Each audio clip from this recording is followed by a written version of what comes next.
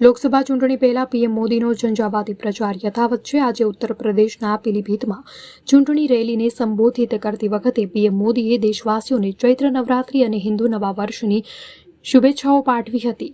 આ દરમિયાન પીએમ મોદીએ કહ્યું કે આજથી શક્તિની આરાધનાનો તહેવાર શરૂ થઈ રહ્યો છે। દેશભરમાં શક્તિની ઉપાસનાને લઈને ભારે ઉત્સાહ।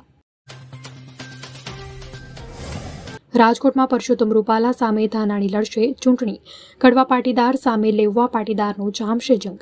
રાજકોટમાં હવે ચૂંટણી જંગ જામ્યો છે। કોંગ્રેસમાંથી રાજકોટ લોકસભા બેઠક પર કોંગ્રેસના દિગ્ગજ નેતાએ ચૂંટણી લડવાની તૈયારી દર્શાવતા હવે લોકસભા ચૂંટણી જંગ જામ્યો છે।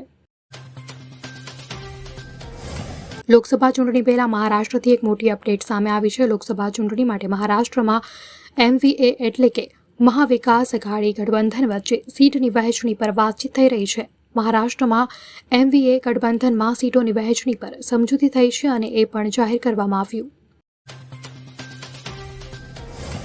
ધોળકાના બોળાદ સુરાપુરા ધામમાં 23 એપ્રિલે યોજાશે પાટોત્સવ। અમદાવાદ જિલ્લાના ધોળકા તાલુકામાં આવેલ બોળાદ ગામે સુરાપુરા ધામનો વાર્ષિક પાટોત્સવની તડામાર તૈયારીઓ શરૂ કરાઈ છે। અત્યારે રાત દિવસ સ્વયંસેવકો 23 એપ્રિલના રોજ પાટોત્સવની તૈયારીઓ કરી રહ્યા છે। ચૈત્ર નવરાત્રીને લઈને યાત્રાધામ અંબાજી પાવાગઢ અને ચોટીલામાં ઉમટ્યું ભક્તોનું ઘોડાપુર। આજથી ચૈત્ર નવરાત્રી શરૂ થઈ રહી છે।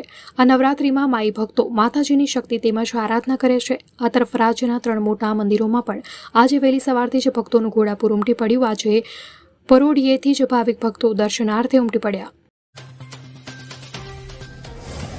સુરેન્દ્રનગરના જોરાવર નગર રામજી મંદિર ખાતે ક્ષત્રિય સમાજ દ્વારા ભાજપ પક્ષને સદબુદ્ધિ આપવા અનોખો કાર્યક્રમ યોજાયો હતો।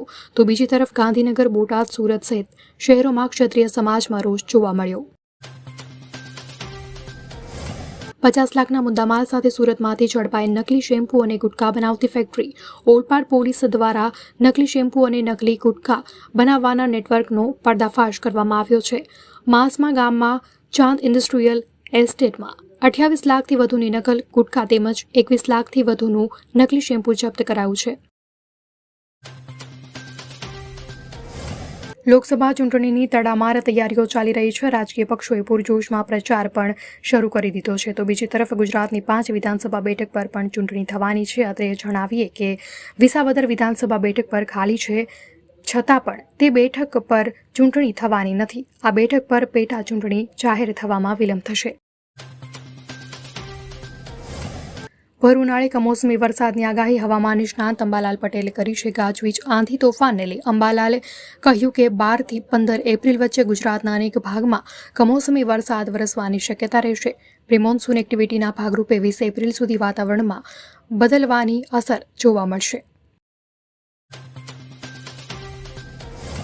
લોકસભા ચૂંટણીને લઈ બનાસકાંઠામાં ભાજપ અને કોંગ્રેસના બંને ઉમેદવારો ઝંઝાવાતી પ્રચારમાં લાગી ગયા છે। આ દરમિયાન બનાસકાંઠાથી કોંગ્રેસના લોકસભાના ઉમેદવાર ગેનીબેન ઠાકોરે ભાજપ પર આકરા પ્રહાર કર્યા છે।